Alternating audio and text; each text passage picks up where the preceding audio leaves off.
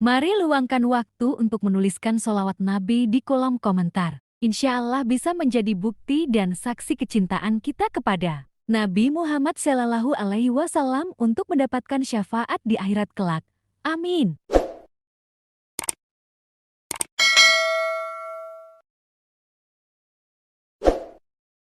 Itu melekatkan kebaikan pada pribadi.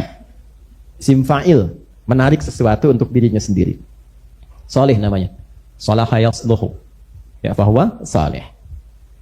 Salat bagus, sendirian tahajud, sendirian baca Quran, sendirian infak, berdoa sendiri, masak sendiri, makan sendiri, nyuci sendiri, sholat sendiri, gak ngajak-ngajak. Nah ini boleh misalnya. Ini contoh dasar ya, contoh dasar dulu. Maksudnya saya ingin bedakan kata ya, bukan membentuk makna umum yang ada dalam Quran, bukan. Saya ingin bedakan kata dulu, ini yang dimaksudkan. Tapi kalau kita ingin mewariskan, men-share kebaikan ini sehingga auranya terasakan oleh orang lain, ya, maka berubah namanya dari saleh jadi musleh. Seorang yang menebarkan kebaikan itu, mengajarkan kebaikan itu, sehingga semua kalangan mendapatkan kesolehan yang serupa. Itu muslih namanya. Baik mengajarkan sesuatu yang mulia, ataupun mencegah sesuatu yang buruk, supaya tetap terjaga kemuliaannya. Ya, kan ini ada yang baik, ya kan? Ada yang apa? Lawannya buruk kan? Ada yang soleh, ada yang salah kan? Ada yang mulia, di sini ada yang jelek. Baik, muslih itu nanti tugasnya dua. Mengajarkan yang dianggap baik. Ayo sholat, ayo baca Quran, katakan yang jujur, jaga kebaikan-kebaikan. Atau yang kedua, mencegah tindakan buruk itu lahir. Supaya yang salah tidak muncul. Kenapa dijaga? Supaya kebaikannya tetap terjaga. Tidak terkotori dengan yang jelek. Makanya nanti kenapa hukumnya haram? Yang jelek itu, kenapa hukumnya haram? Ya dari kata hurmah asalnya, seakar dengan kata hormat. Kenapa muncul hukum haram? Untuk menjaga kemuliaan seorang hamba, sehingga tetap tampil terhormat. Sebab ketika hamba itu mengikuti perbuatan yang jelek, maka akan runtuh kehormatannya di hadapan Allah dan manusia. Contoh begini, maaf, ada misalnya seseorang korupsi. Ya, kenapa dilarang untuk korupsi? Bukan hanya melanggar hukum, tapi bisa meruntuhkan kehormatan. Dan kadang-kadang keruntuhan ini bisa terwariskan. Makanya saya sering sekali cerewet. Jangan sampai para ayah mencari harta yang haram. Sebab kalau sudah berkeluarga, bukan hanya Anda yang kena. Anak Anda pun akan kena bagiannya. Bapak mencuri, anak bisa yang dibully. Gitu. Bapaknya korupsi, anaknya yang kena teror. Apa salah anaknya? Terbawa, terwariskan. Karena itu muncul hukum haram dari kata hurmah untuk menjaga kehormatan.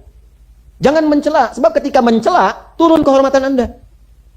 Coba keluar dari sini, seorang pendiam, tiba-tiba datang keluar marah-marah, cela orang. Anda pasti akan bertanya, kenapa ya orang itu? Nggak nyangka ya, padahal nyangka tuh. Kan? Orang yang bilang nggak nyangka itu sedang nyangka sebenarnya. Kan? Nggak nyangka ya, nyangka tuh. Paham ya? Nah, ini gambarannya. Muslih. Jadi muslih itu sudah memperbaiki. Nah, Nabi itu ketika diangkat menjadi rasul, naik statusnya dari saleh jadi muslih. Kalau menerangkan yang mulia, semua sepakat karena orang mulia.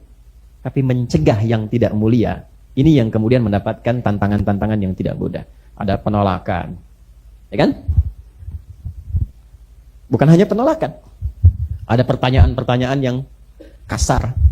Kalau logis, masih biasa dijawab dengan ilmu. Ini sudah nggak logis, nuduh dan kasar. Dan akhirnya melupakan semua kesolehan yang sudah disepakati. Nah ini sudah fitrah pertama, jadi kalau kita baik, semua akan menerima. Tapi kalau kita ingin mengajak orang baik, pasti akan mendapatkan tantangan. Ya, ayah baik, alhamdulillah. Tapi ingin mewariskan kebaikan pada istri dan anak-anak, belum tentu berjalan mulus dengan apa yang kita harapkan. Mungkin ada waktu, ada kebiasaan yang harus dirubah. Ayah ingin meninggalkan dari riba. Sementara di rumah, kelihatan taraf hidupnya sudah merasa nyaman dengan riba. Belum tentu ketika ngobrol ke istri langsung sepakat. Kita kan udah biasa naik mobil, Pak. Saya takut besok kalau ini ditinggalkan, naik beca. Misalnya, kan? Tidak mudah. Ya. Nah, ini kalimat-kalimatnya yang tidak mudah. Anak-anak dan sebagainya. Jadi selalu memperbaiki itu akan selalu ada tantangan. Apalagi kalau itu dibawa keluar. Dan yang paling dahsyat, ketika masyarakat menjadi objek kebaikan itu sudah lekat dengan kemungkaran. Ini yang tidak mudah. Maka apa gambarannya? Takut apa yang sudah biasa didapatkan akan hilang. Harta, pengaruh, kedudukan, dan sebagainya. Maka datanglah kemudian Nabi dengan berita-berita langsung dari Allah, hei, kalau kamu pertahankan itu, kamu kan akan pulang menuju Allah yang kamu kenal itu. Dan nanti akan dihisab di hari kiamat. Maka hebohlah mereka. Apa memang akan terjadi kiamat? Apa memang dipertanggungjawabkan? Apa memang yang semua kita kerjakan akan dihisab? Apa memang kita lakukan akan dibalas dan sebagainya? Maka dari semua akumulasi itu, karena dasarnya hanya ingin menolak dan ingin tetap tampil dalam kehidupan yang semula dirasakan itu, mulailah muncul tuduhan-tuduhan yang tidak benar kepada Nabi, sekaligus menyoal ayat-ayat yang turun dari Nabi. Jadi pada saat itulah kemudian pertama, dari kejadian yang dimaksudkan, viralah diskusi di ruang publik dan ruang-ruang private. Mereka pada berdebat, banyak berselisih. Masa sih kita tolak Muhammad, dia kan selama ini benar.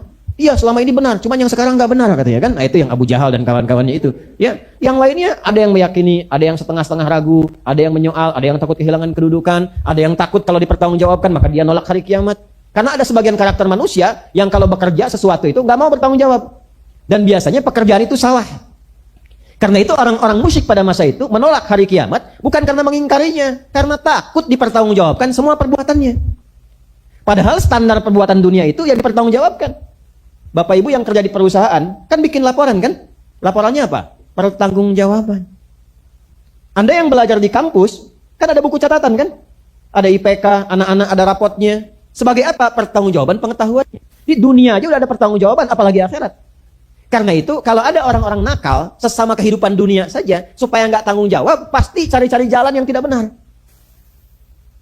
Kenapa orang korupsi? Karena nggak mau tanggung jawab. Kenapa orang nyogok?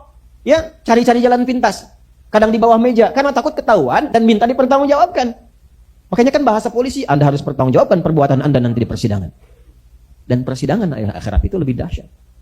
Ya. Kenapa orang itu memberi di bawah meja? Konon sekarang dengan meja-mejanya ya. Berarti setannya itu lebih dahsyat dibandingkan zaman dulu. Ya kan? Setan dulu kan dengan ayat kursi itu pergi kan? Setan sekarang tidak cukup dengan ayatnya, harus dengan kursinya sekalian itu.